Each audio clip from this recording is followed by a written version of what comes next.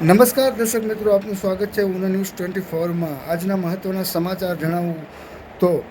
ગીર સોમનાથ તથા દીવ જિલ્લાની માછીમાર પરિવારોની મહિલાઓએ માન્યો રાજ્યના મત્સ્ય ઉદ્યોગ મંત્રી પરસોત્તમભાઈ સોલંકીનો આભાર। હાલ રાજ્યના મંત્રી પરસોત્તમભાઈ સોલંકીની વિદેશ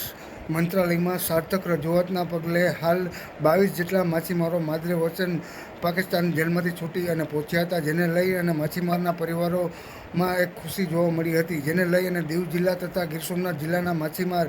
પરિવારોની મહિલાઓ દ્વારા રાજ્યના મંત્રી પરસોત્તમભાઈ સોલંકીના પુત્રી દીપાબેન બાંભણિયાના કાર્યાલય ખાતે પહોંચી અને પરસોત્તમભાઈ સોલંકીના પુત્રી દીપાબેનને પુષ્પગુચ્છ આપી અને આભાર વ્યક્ત કર્યો હતો અને હજુ હાલ પણ પાકિસ્તાન જેલમાં જે માછીમારો બંધ છે તેને વહેલી તકે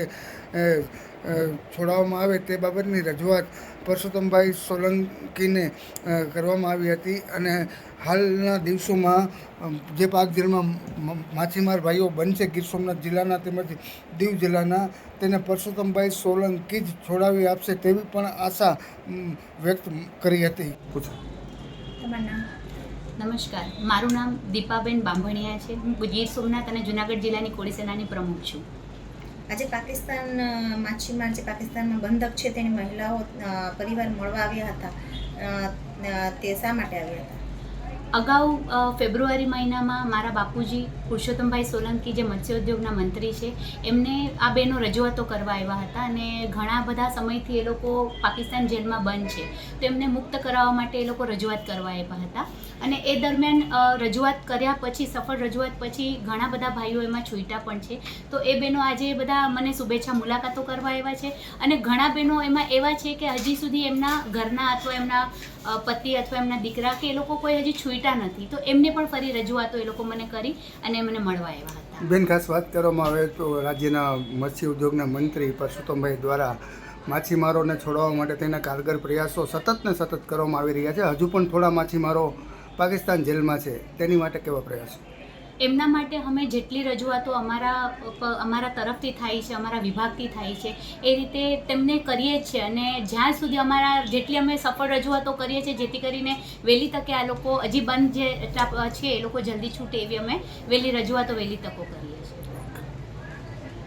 મારું નામ છગન બામણિયા છે, હું દીવ રહેવાસી છું। આજે રોજ અમે પાકિસ્તાનના જે કંઈ છૂટીને આવેલા જે ભાઈઓ 22 જણા આવ્યા હતા એના પરિવારના બહેનો પરસોત્તમભાઈને ખાસ કરીને આભાર માનવા આવવાના હતા, પણ પરસોત્તમભાઈના તબિયતના કારણે હાજર નથી, પણ તેઓના દીકરી દીપાબેનને અમે મળી